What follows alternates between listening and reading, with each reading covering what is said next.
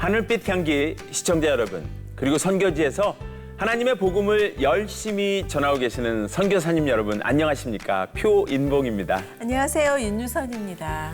네, 너무 배가 고파서요. 한 조각의 빵을 훔친 죄로 19년의 감옥살이를 하게 된 비운의 사나이. 네, 누군지 아세요? 알죠. 네. 장발장. 네, 맞습니다. 소설 레미제라블의 주인공 장발장인데요. 어렸을 때 이 소설을 보면서 과연 장발장이 정말 감옥에 가야만 했을까? 다른 방법으로 구제받을 길은 없었을까? 생각에 잠겼던 시간이 있었던 것 같아요. 네, 진짜 뭐 법대로 하면은 뭐 절도죄로 처벌을 받아야 하겠지만 네. 또 빵을 훔치게 된 계기를 생각하면은 또 무작정 또 벌 주기엔 너무 극률한 마음이 들기도 하고 또 빵을 잃어버린 그 주인을 생각하면 또 또 그 안타까움이 있고 네. 참 어려운 문제인 것 같은데요. 이래서 진짜 누군가를 판단하는 거 이 참 어려운 일이 아닌가 생각이 듭니다. 그렇습니다. 법이냐 정이냐, 오늘 이분을 모시고 한번 여쭤보도록 하겠습니다. 네. 오랜 기간 소년 재판을 해오시면서 청소년 선도에 힘써온 천정호 판사님이 선, 정의, 법이라는 책으로 그동안의 고민을 풀어놓으셨는데요. 함께 그 이야기를 나눠보도록 하겠습니다. 네, 먼저 소개 영상 보시고 모시겠습니다.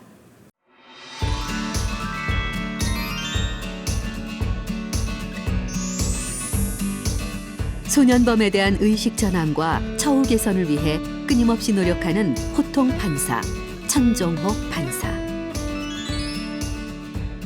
기독교 세계관 안에서 공동체의 선과 정의, 법에 대해 고민하고 탐구해온 이야기와 소년범의 대부가 되기까지 그의 삶을 이끌어온 하나님에 대해 들어봅니다.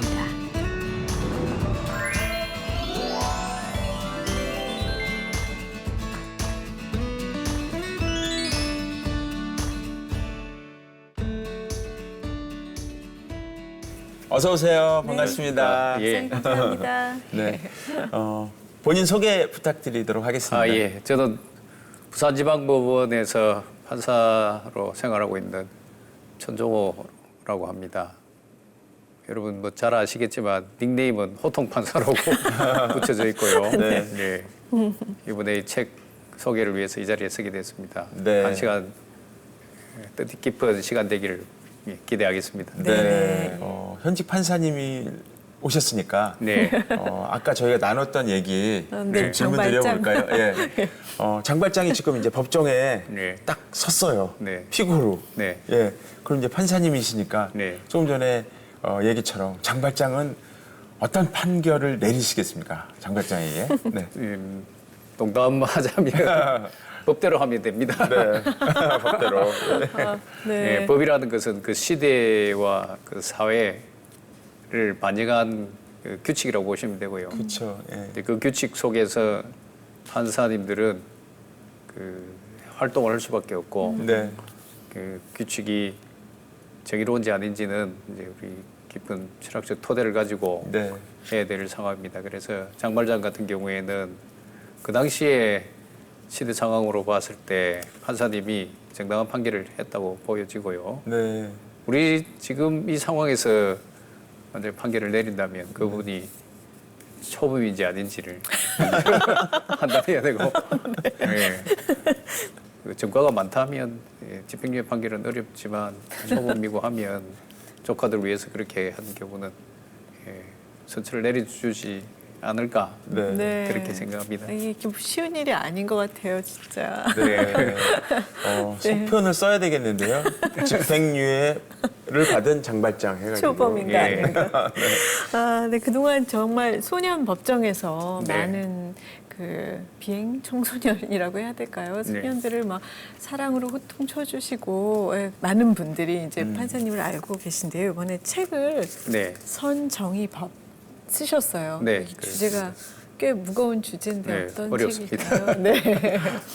선정의법은 제가 이제 85년도에 법대에 들어가서 법학을 배우기 시작하고 판사가 네. 되고 판사의 본연의 임무라는 것은 아까 말씀드렸듯이 법대로 법을 정확하게 해석해서 적용하면 됩니다. 그렇지만 이제 사례마다 어떤 판결이 정의로운가를 탐색을 할 수밖에 없는데요. 그런데 법학에서도 그렇고 사법연수원에서도 그렇고 판사가 된 이후에도 공식적으로 이제 정의가 뭔지를 교육받아 본 적이 없고 각자 이제 자기 호기심대로 또 뭐 욕구대로 그 책을 읽어가면서 배워갑니다. 그런데 이제 최근에 그 마이클 샌델 교수의 책이 우리 사회를 정의론에 휩싸이게 만들었는데요. 거기서 가장 어려운 부분이 이제 선이 있는 정의, 선이 없는 정의라고 맞아요. 네. 나옵니다.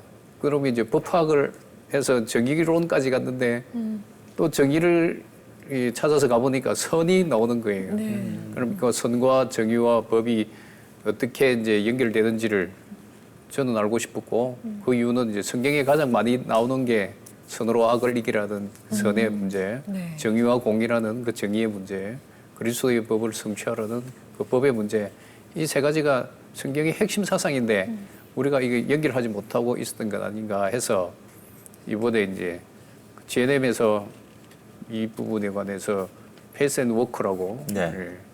이제 전체 청년들하고 컨퍼런스가 있었죠. 컨퍼런스를 했습니다. 네. 거기서 저한테 주어진 주제가 네. 공익과 공동선 그리고 비영리단체 이런 게 있습니다. 네.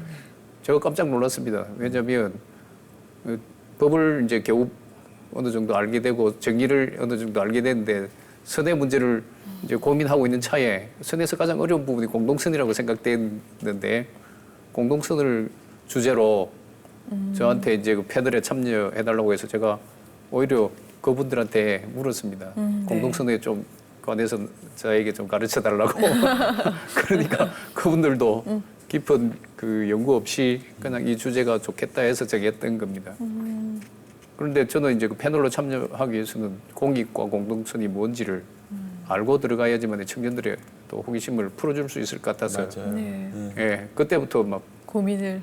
책을 막 닥친 대로 책을 구해서 읽고 이제 컨퍼런스를 마치고 그 뒤에도 이것을 좀 더 정리해서 둘 필요가 있다 해서 이제 1년 가까이 제가 이제 얻을 수 있는 책을 다 얻어서 책을 읽고 이제 그 세 가지 파트를 이해했다고 보고 이제 책을 쓰게 된 겁니다. 네네. 네. 진짜 성경에도 보면은 정의와 선, 네. 악과 뭐 공동의 정의, 네, 공동의 네. 선이 네. 굉장히 많이 나오는 것 가장 같아요. 많이 나오는 네. 단어입니다. 그래서 네. 이제 그 하나 예를 들겠습니다. 네네. 형법 257조에 보면 상해죄가 나옵니다.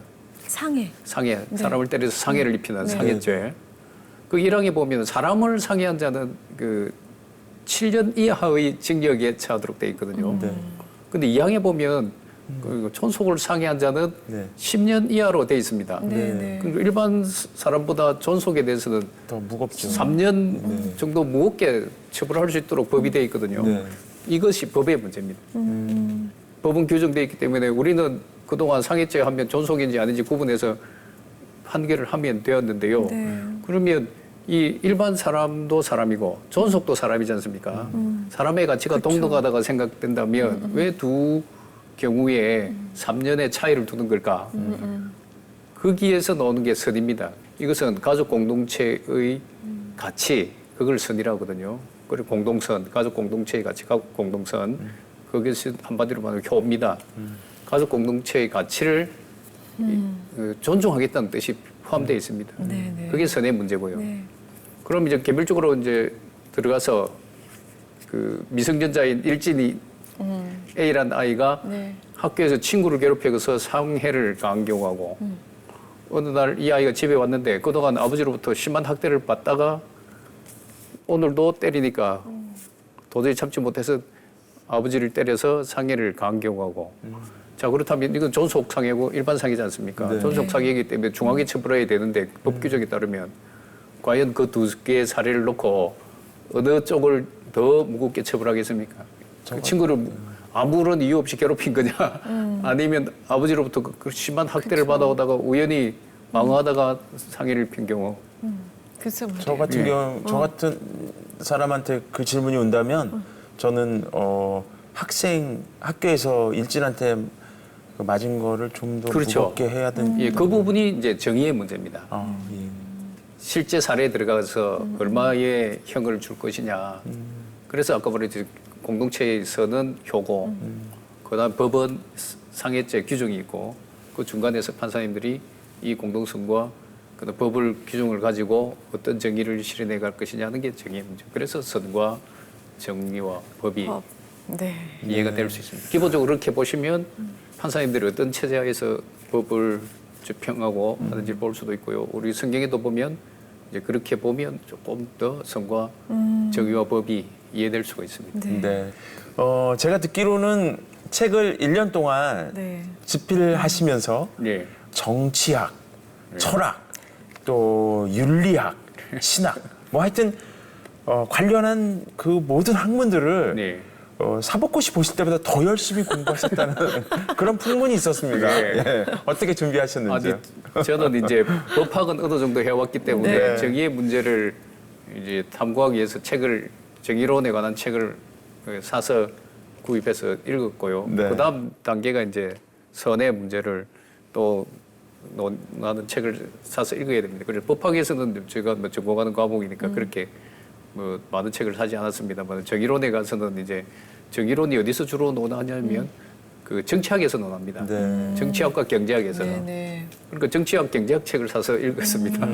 그 다음에 이제 선을 논하는 것은 철학과 신학과 윤리학이거든요. 그럼 또 그 관련된 책을 사서 읽고 하다 보니까 이제 이 책을 하나 완성하려고 정신없이 만나서 서로 책을 읽었습니다. 그러니까 제 집사람이 아니 고시 공부할 때도 이렇게 열심히 했냐고. 진짜 고시 공부하는 마음으로 막 열심히 하셨을 것 같은데. 너무 이제 몰입하고 있으니까. 네네. 그렇게. 제 개인적으로 궁금한 그 공부하신 후에 판결이 전과 좀 달라지는 사건을 보시는 시각이 좀 달라졌을까요?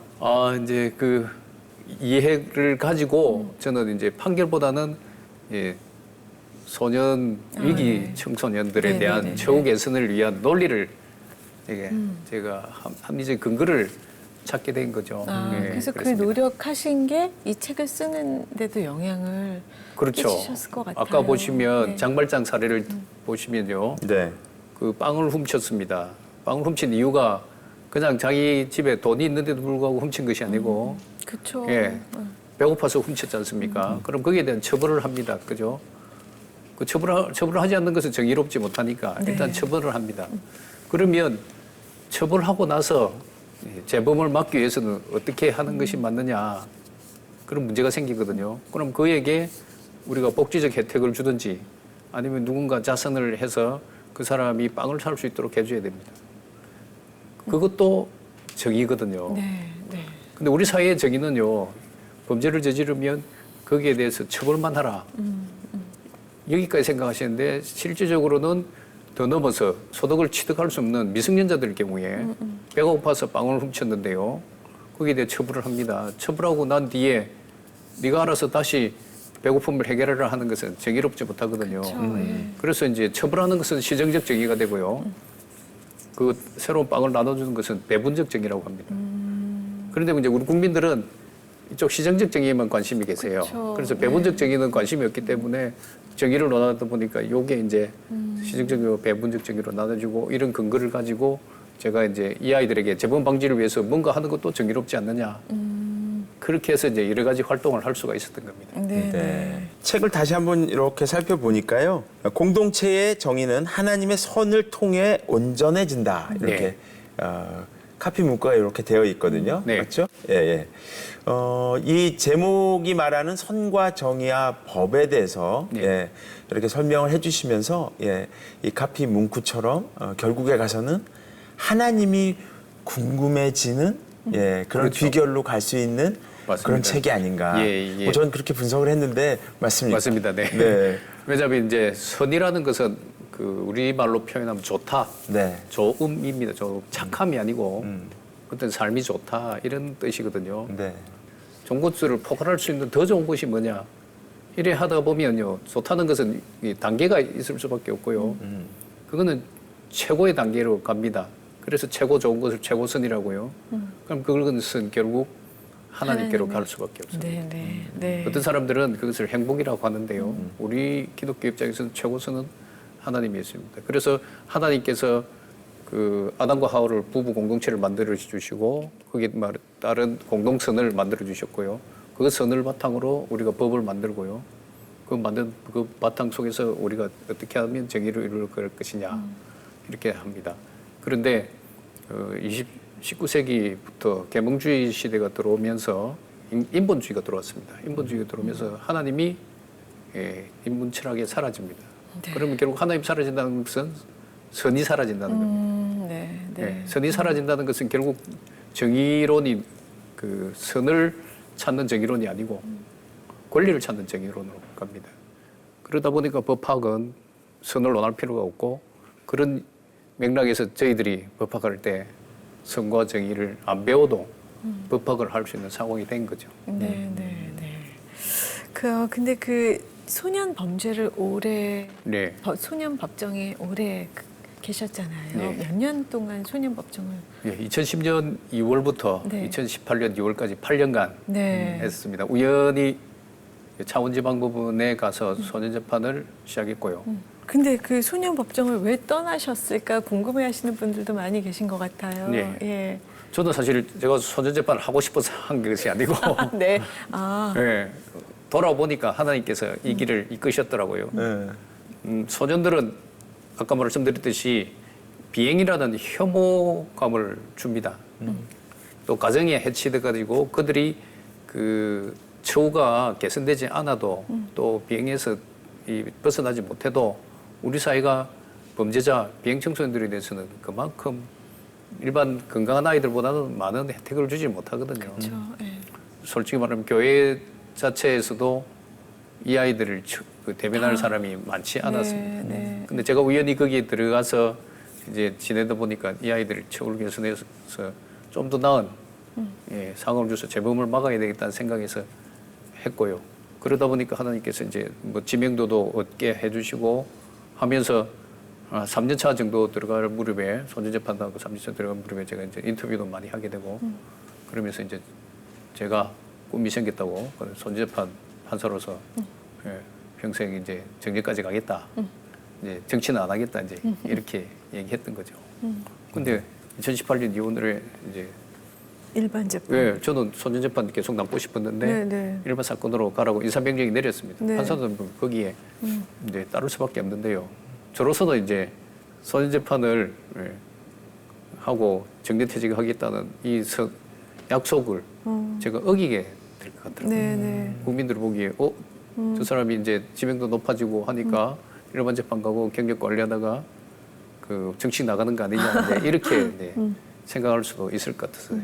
저는 제가 스스로 소년재판을 떠난 것이 아니라는 것을 국민들에게 알리기 위해서 뭐 달리 방법이 없었습니다. 그래서 제 페이스북에 그 심정을 썼고요. 인사발령 나오고 나서 사실 한 달간 거의 잠을 못 잤거든요. 아, 네. 마음이 불편하셔서요. 예. 자다가 깨고 겨울에 제가 몸이 가려운 증세가 있어가지고 이제 깨면 또 가려워서 긁고 하니까 한 달쯤 지나니까 꼭 욕 같은 생각이 들더라고요. 예. 곁짝으로 자기 몸을 긁는 하여튼 그 정도로 욕의 상황과는 다르지만 아이고 욕이 이렇게 했구나 이제 느낌이 들 정도로 제가 그런 이제 상심의 세월을 보냈습니다. 그래서 그 소년재판을 떠나본 것에 대해서 페북에 올렸고 그 기사를 이제 제 글을 그 어느 분들이 기사화해 주셔가지고 네. 국민들이 알게 돼서 저로서는 이제 감사했습니다. 네, 네. 소년법정 계실 때 판사님께서 그 만드신 단체 네. 청소년 회복센터 네. 아직도 운영이 되고 있나요? 네, 청소 예. 회복센터는 뭐냐면 이런 겁니다. 예를 들면 여자아이가 있었습니다. 네. 여자아이가 가출해가 중학교 1학년짜리 아이가 가출해가 1년 동안 가출 팸에서 네. 생활했거든요. 네. 근데 그 아이들이 나가게 되면 돈이 없어서 모여 살잖아요, 자기들. 왜 예. 모여 사는데 이제 대부분 보면 이제 돌아가면서 그 원조 계좌를 합니다. 자기들끼리 생활비 마련을 위해서 네, 네. 중학교 1학년 여자아이가 1년 가량 그 원조 계좌를 했습니다. 그 아이하고 원조 계좌는 어른들이 제가 참 중학교 미운데요. 1학년이요? 네. 네. 법정에 썼습니다. 법정에 썼는데 왜 가출했냐 하니까 얘가 그래 우리 집에 방이 2칸인데요, 판사님. 식구가 4명입니다. 할아버지 계시고 오빠 계시고 아버지 계시고 엄마는 안 계십니다. 이혼해가지고. 네. 그러다 보니까 이제 어릴 때는 할아버지 방에 자다가 아빠 방에 자다가 이렇게 했는데 이제 중학교 이제 무렵 되니까 못 자잖아요. 그래서 어쩔 수 없이 가출했다는 겁니다. 가출해가지고 이제 원조기지를 한 거죠. 그렇다면 이제 처벌을 해야 됩니다. 원조기지는 법으로 처벌을 해라니까. 아니 그 학생을 처벌해야 돼요? 예. 그럼 남자도 성인- 처벌하고 이 학생도 학생도요? 처벌합니다. 예. 외춘 행위는 지금 처벌하도록 돼 있기 때문에. 네네네네네. 근데 그 아이한테 형벌은 부과할 수 없지 않습니까? 보관처를 처분을 해가지고 기회를 줘야 되죠. 근데 그 아이한테 지금 처벌은 시정적 정의로 가지만 배분적 정의는 뭐냐면 이 아이의 재범을 막기 위해서는 자기 방을 주는 거예요. 그러네요. 안 네. 그렇습니까? 그런데 우리 국가는 부모가 있기 때문에 그런 역할을 안 합니다. 그래서 제가 이것을 볼 수 없어서 이런 아이들을 위해서 자기들이 일정 기간 동안 생활할 수 있는 대안 가정을 만들자 해서 한 개 그게 청소년 회복센터고요.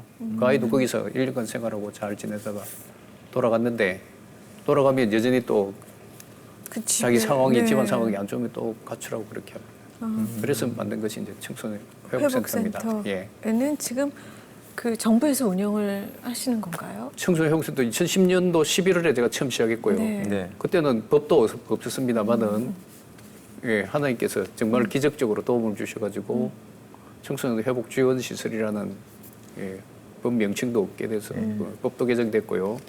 2019년 1월부터는 이제 그 두 부부에 대해서 인건비가 아, 예, 국가 예산으로 지급되고 있습니다. 네. 그 이제 청소회복센터를 하시는 분들 대부분이 그 목사님 부부, 장로님 부부, 그다음에 전도사님, 권사님 이런 분들이 지금 이 아이들을 위해서 하고 있고요. 지금 아, 그게 한계가 아니군요. 그걸 대한 가정이니까 네. 아, 한 가정당 한 7, 8명 선 아이들 보살핀다고 보시면 됩니다. 아, 그런 게 예. 전국에 몇 개나 있네요. 그러니까 제가 관여해서 만든 게 20개 정도 되고요. 아, 그래요?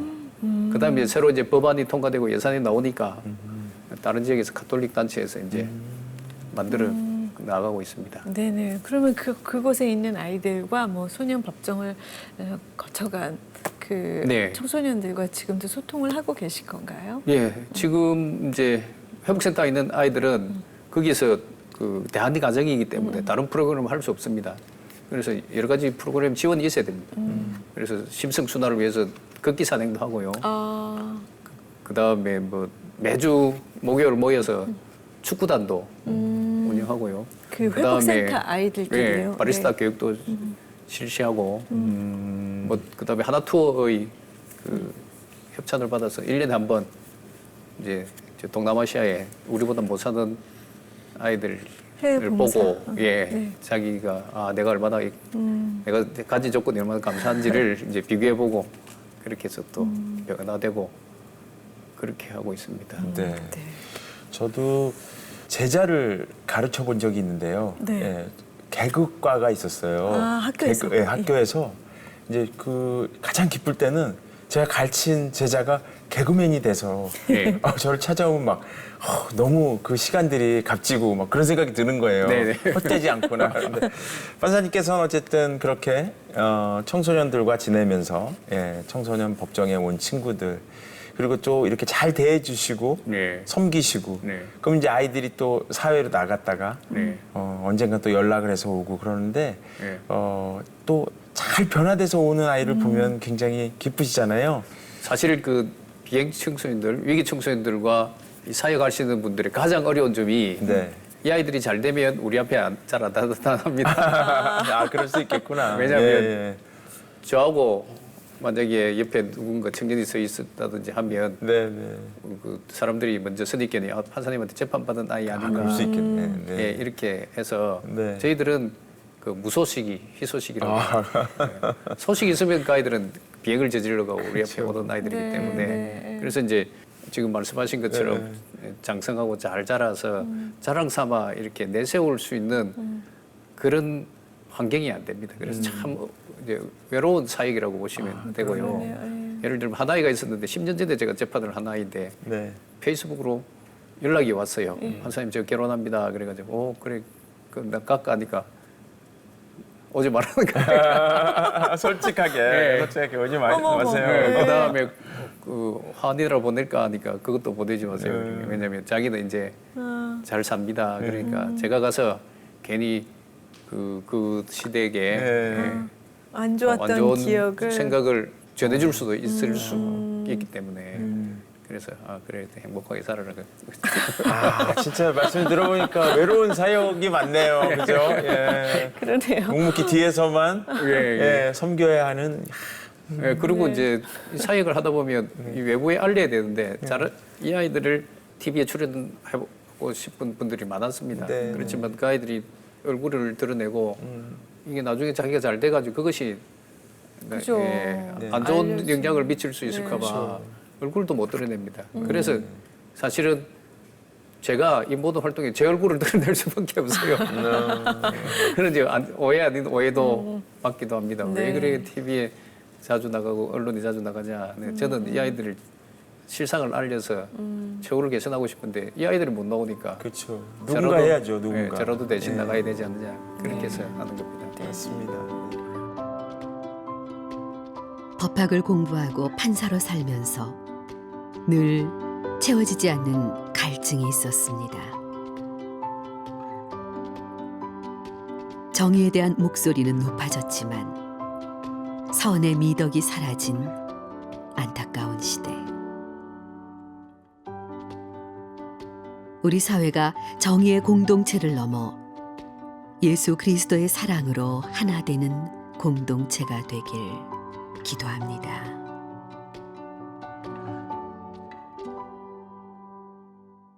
목사님, 목사님.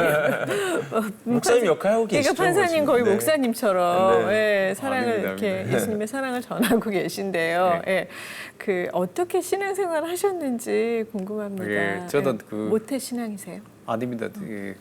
부모님 뭐 교회 안 다니셨고요. 형제도 교회 안 다녔는데 어릴 적에 같이 놀던 친구들이 어느 네. 주일날 갑자기 사라졌어요. 예. 오후에 나타났기 어디 갔다 왔냐니까 교회 갔다 왔다는 겁니다. 그래서 그 다음 주 되니까 또 그렇게 반복돼서 저는 사실은 집이 너무 가난해가지고 그 끼니도 제대로 때우지 못할 그런 시대에 살았습니다. 네. 그런데 이제 그 크리스마스 때 그다음에 부활절날 그 과자라든지 달걀을 준다고 해서 저는 자존심상 안 갔거든요. 근데 결국 친구들이 다 가버리니까 올 친구들이 없어가지고 이제 친구 따라 강남 간다고 교회 다니기 시작했고 그때부터 지금까지 그냥 교회 가는 순간부터 말씀을 듣고 은혜 됐다고 지켜야 되겠다. 예, 그렇게 해서 이제 지금까지 살아왔고 그 친구들은 지금 저를 인도한 친구들 한 명도 교회 안 다니고 있어요. 저희들 크리스천들끼리는 사실 뭐 이런 얘기를 나누면 하나님께서 부르셔서 예 인도하셔서 왜냐하면 세월 지나가면 저도 그렇지만 예 이해가 다 안 되어지는 것들이 한 세월 지나서 이렇게 돌이켜 보면 하나님이 그렇게 끌고 가셨구나 나를 맞습니다. 뭐 그런 간증들을 스스로 하게 되잖아요. 맞습니다. 예. 네, 네. 오늘 말씀 나누면서도 사실 가난하다고 다 위기의 청소년이 되거나 죄를 짓지는 않지만 네. 사실 가난하면 사실 좀 노출될 수 있는 환경이 되기도 하잖아요. 맞습니다. 네. 위기의 청소년이 될 수도 있었던 소년 천정호를 네. 예, 보호하고 이끌었던 것은 어떻게 보면 신앙이었다. 뭐 이렇게 맞습니다. 얘기할 수 있겠습니까? 예, 신앙과 교회였다고 보시면 됩니다. 비행 청소년들이 이제 비행에 빠지는 것은 자기와 함께 그 노는 또래들이 누구냐에 큰 영향력을 미칩니다. 저는 이제 초등학교 5학년 때부터 교육 나가기 시작했고요. 교회 나가니까 이제 좋은 선배들이 있고 좋은 친구들이 있고 그다음 저희 집은 9식구가 7형제 9식구가 단칸방에서 네. 예, 제가 살았습니다. 초등학교 2학년 때 집이 팔리고 나서부터 거의 단칸방으로 생활을 했는데요. 그러다 보니까 이제 학교 갔다 오면 저는 숙제하고 저녁 먹고 잡니다. 왜냐하면 공부를 할 수가 없어요. 네네. 숙제를 할 수. 그래서 이제 밤 새벽 2시경에 일어나서 이제 조그만 상 펴놓고 환기통에서 공부를 하고 밤새도록.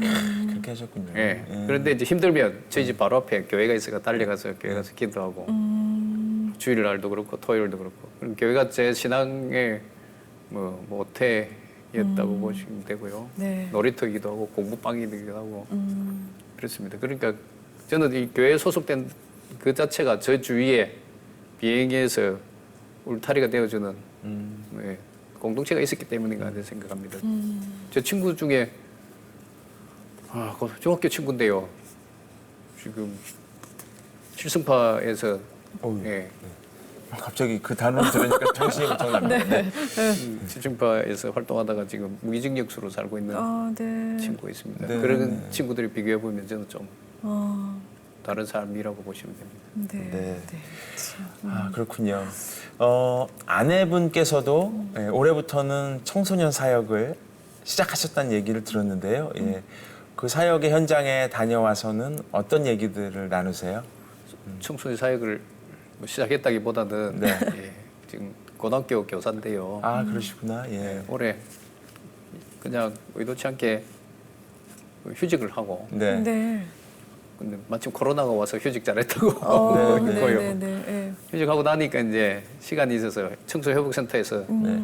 그 생활하다 나간 아이들 네. 관리를 누군가 또 해줘야 되니까 상담도 해주시고. 예, 그 아이들 한번 만나보겠다고 이제 해서 네. 만났습니다. 만나고 있는데 매주 수요일 날 네. 만나서 밥도 사주고 하고 있는데 제가 지금 10년 동안 이 일을 하면서 들어왔지 않습니까? 네, 근데 네. 직접 그 아이들 만나서 체험하고 얘기 들으니까 특히 여자아이들 얘기 들어보면 너무 충격을 많이 받아가지고 상상을 초월할 정도로 아이들이 망가져 있다는 모습에 네. 잠을 못 자고 아, 교회 네. 뭐 저녁만 되면 교회 달려서 기도하고 울고 그렇게 하고 있습니다. 아, 근데 진짜 저희도 이제 그 교회, 그 청소년 교회 가끔 가서 네. 아이들 만나서 얘기 들어보기도 하는데 네. 정말 상상을 할 수 없는 얘기여서 맞습니다.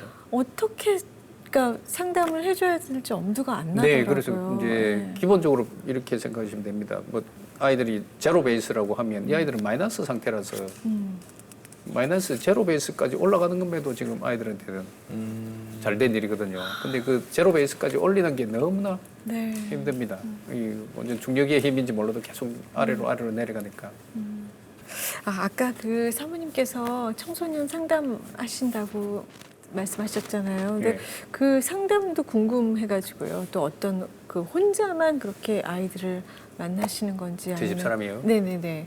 같이. 그 교회 강도사님하고 같이 갈 때도 있고 혼자 갈 때도 있고 이제 그 아이들은 제일 거기에 갈망이 그 엄마라는 존재거든요. 네. 어떤 아이가 그래요.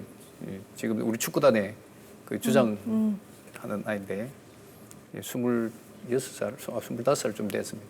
그 아이가 야, 네 제일 지금 원하는 게 뭐냐니까 엄마가 누군지 한번 알고 싶다는 그런 다 성인이 많더라고요. 됐어도. 네. 그렇죠. 네. 예, 그래서 이제 제 집사람은 아이들한테 하여튼 그 함께 노는 아이들하고 이제 어떤 애들은 그냥 엄마라고 부르기도 하더라고요. 예, 그러면 스스럼 없이 상담이라기보다는 같이. 그 아이들의 정서를 충족시켜 준다고 네, 보시면 네. 됩니다. 네. 아, 진짜 두 분이 함께 그렇게 같은 마음으로 아이들을 사랑해 주시니까 너무 마음이 좀 든든한데요.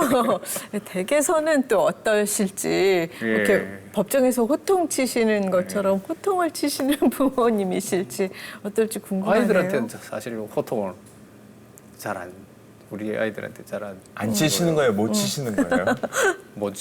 뭐칠 수도 있고 아, 저도 자녀를 키우니까 진짜로 안 칠 때도 있고 못 칠 때도 있고. 제가 법정에서 그렇더라고요. 호통 치는 이유는요. 네. 뭐 어느 인터뷰에서 말씀드리죠. 법정에서 주어진 시간이 너무 짧았습니다. 지금은 조금 나아졌는데요. 한 아이당 3분이거든요. 네. 그럼 그 아이들 3분 동안 법정에서 뭘 배우고 가겠습니까? 네. 그래서 다시는 오지 말라는 마음에서 호통을 찍고요. 우리 아이들은 늘 같이 생활을 하니까 눈빛만 봐도 이제 아빠의 그 마음을 아니까 이제 슬슬 자기 자리를 찾아가니까 네. 크게 호통 칠 일이 없는데 대신 그러다 보니까 제 집사람이 이제 악역을 하게 됐어요. 저보고 좋은 역할만 다 한다고 지금 네. 하고 있습니다.